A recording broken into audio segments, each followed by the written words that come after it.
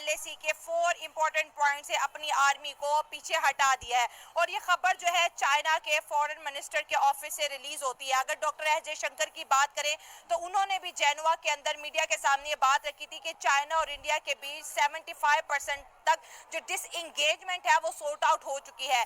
China अपनी फौजें क्यों हटा रहा है, क्योंकि अगर देखा जाए तो 20 सालों से तो ऐसा हुआ नहीं है, अब क्यों ऐसा हो रहा है? चाइना के इंडियन आर्मी से डर चुका है क्योंकि आगे मौसम चेंज हो रहा है, तो इंडियन आर्मी तो इतने कहते हैं ना हाई एल्टीट्यूड पे इजीली सरवाइव कर जाएगी, लेकिन चाइना के बस की बात नहीं है। और अगर चाइना की बात करें तो चाइना पहले से ही खतरा जो है ना भाप लेता है, तो इस वक्त इंडियन इकोनॉमी और इंडियन आर्मी के डर से जो है चाइना ने 4 पॉइंट्स, इंतहाई इंपॉर्टेंट 4 पॉइंट छोड़ने का ऐलान कर दिया। अब अगर चाइना के 10 बंदे नारा लगा देना कि चाइना जिंदाबाद, उनकी आवाज बिल्कुल म्यूट सी होगी, और इंडिया एक का एक बंदा भी लगा दे उनके 30 बंदों से भी ज्यादा आवाज होगी। ये बड़ी चीजें मैटर करती हैं।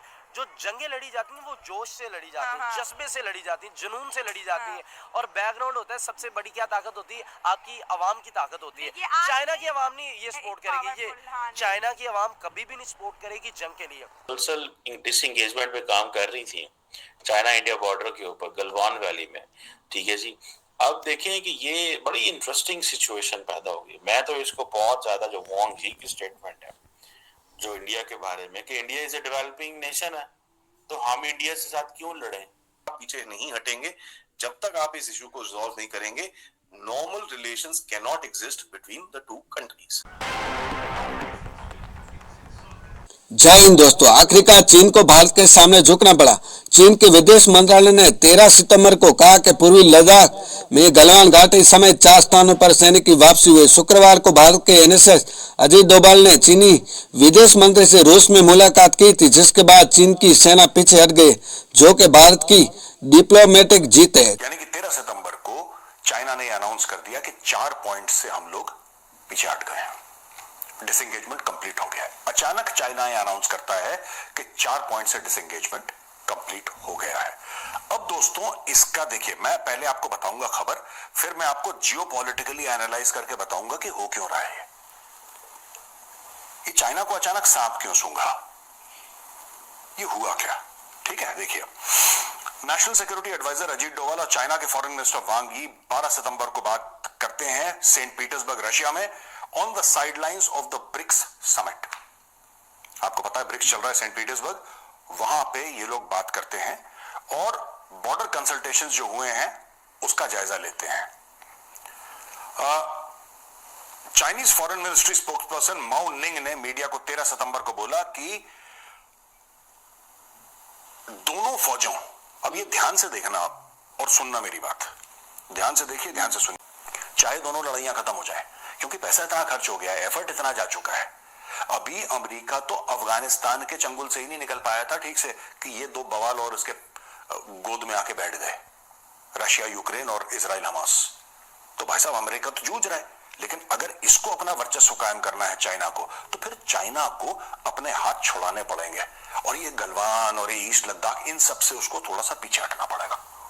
लेकिन भारत के लिए यहाँ पे बहुत बड़ी चुनौती है, इन पे भरोसा नहीं करना यार। इंडिया भी देखें आप, इंडिया में जितनी डेवलपमेंट हो रही है, जितनी बड़ी बड़ी मल्टीनेशनल कंपनीज हैं, सारी वहाँ पे अपने जो वर्क स्टेशंस हैं वहाँ पे ओपन कर रहे हैं, ठीक है। तो इंडिया को भी ये स्टेप लेना पड़ेगा, ठीक है, उनके लिए भी ये जरूरी है। अब चाइना ने एक मतलब कदम आगे बढ़ाया, तो इंडिया को भी यही लगा है। मोदी जो है कि इंडिया चाइना पे ट्रस्ट करके वो भी अपनी फौजें हटाएगा, मेरे ख्याल से हटा लेगा।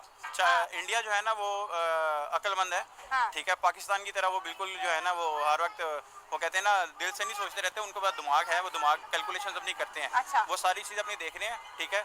और मेरे ख्याल से तो पाकिस्तान और इंडिया को भी ऐसा इम्पैक्ट, ये बात तो बिल्कुल ठीक कर रहे हैं, इंडिया वाले चाइना वाले दोनों मिलके अच्छा कर रहे हैं। अगर 1.4 बिलियन एक कंट्री की आबादी है और 1.3 बिलियन दूसरे कंट्री की आबादी है, अगर वो आपस में लड़ेंगे, इस तरह अमन व अमाम का इस तरह खुलेआम इस्तेसाल करेंगे, तो इस तरह दुनिया में तो अमन नहीं रहेगा, खासतौर पे एशिया में। अच्छा। और जिसको एशिया का टाइगर ही कहा जाता है, अगर वो ही ऐसा करे चाइना के साथ और आपस में एक दूसरे के साथ हर वक्त जंगी हालत से इनका दूसरों का आमना सामना हो, तो इस तरह तो पूरे बरियाज़म में इस तरह अमन नहीं रह सकता। मतलब आप कह रहे हैं कि ये आपके लिए, लेकिन जब चाइना इंडिया के करीब हो जाएगा तो हमारे पल्ले क्या बचेगा?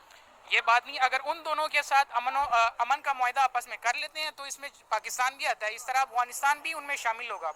जिस तरह अभी पाकिस्तान और पाकिस्तान अफगानिस्तान उसके साथ बाकी दो एशियन कंट्रीज है, गैस पाइपलाइन मंसूबा आ रहा है ईरान के साथ उधर से, और दूसरे आपको लगता है वो पूरा हो गया? अमेरिका अब्बा का डंडा बड़ा है, सैंक्शंस लगाएगा। देखिए अभी जैसे ईरान और अमेरिका की कुशीदगी चल रही है, इसमें वो बाकी कंट्री सारे न्यूट्रल एवेन्यू में आते हैं, वो इस तरह का कुछ इकदाम नहीं करते, ना वो किसी भी जंग का हिस्सा बनना चाह रहे हैं। चाइना ने जो फौजें हटाई हैं ये कोई प्लस पॉइंट है, या हो सकता है ना चाइना काफी टाइम से इंडिया की इकोनॉमी एंटर करने की कोशिश कर रहा है, अभी बहुत सी चीजें इंडिया से डिमांड करे कि मुझे दोबारा से उसी तरह इन्वेस्टमेंट करने दो, फिर से जिस तरह से वो चाहता है कि मैं इंडिया की मार्केट में, पहले बहुत मुश्किल से इंडिया ने उसको निकाला है।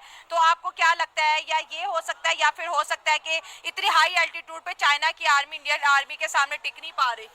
बात ये है, अगर वो आर्मी को अपनी दोनों कंट्रीज अगर पीछे लेके जाती है तो वो एक मुआहदे के तहत कर रहे होंगे, लेकिन इंडिया नहीं अभी लेके गया, चाइना लेके गया। लेकिन वो ऐसी कोई छोटी कंट्री नहीं है कि वो ऐसी ले जाएंगे, उनके पास बैकअप भी मौजूद होते हैं, उनके पास टोटल इक्विपमेंट होती है, वो ऐसे नहीं करते कि पीछे चले गए जंग खत्म हो गई, तमाम उसके साथ पीछे कहते हैं कि गेम 1 के साथ गेम 2 भी हर वक्त उनके पास मौजूद रहता है। जो तिब्बत का एरिया वो कहता वो मेरा, यहाँ पर इंडिया क्लेम करता मेरा, तो आज देखें कि जो कि चाइना को बात ये माननी ही पड़ी कि ये एरिया इंडिया का, तो आप इस पर क्या चीजें देखते हैं? यहाँ पर तो आपने तो बात की पहले कि बिजनेस पॉइंट ऑफ व्यू से एक इलाका, एक कोई भी अपना लैंड बिजनेस के लिए तो नहीं छोड़ता, अगर बिजनेस के लिए छोड़ना होता तो हम कश्मीर छोड़ देते। तो इस चीज को आप कैसे देखते हैं कि कोई ना कोई वजह तो होगी, इंडिया ने कहीं ना कहीं अपनी पावर तो दिखाई होगी जिस वजह से कि चाइना मजबूर हो गया आज। देखिए मैं आपको एक बात बता देता हूँ कि अब हमारे हाथ जो है सिर्फ कश्मीर की वजह से, कश्मीर का मतलब ये अगर हम मुज़ाकरात के थ्रू से ये मसला हल करना चाहे तो ये मसला हम कर सकते हैं, इतनी बड़ी मसला नहीं है। अब अगर ये मसला हम करवा लेते तो हमारे इंडिया के साथ बहुत बेहतर ताल्लुक होता और बहुत अच्छी कारोबार हम कर पाते, और हमारी बिजनेस पॉइंट ऑफ व्यू से ये हमारे लिए बहुत अच्छी खबर थी, अपॉर्चुनिटी थी, बहुत अच्छी अपॉर्चुनिटी थी।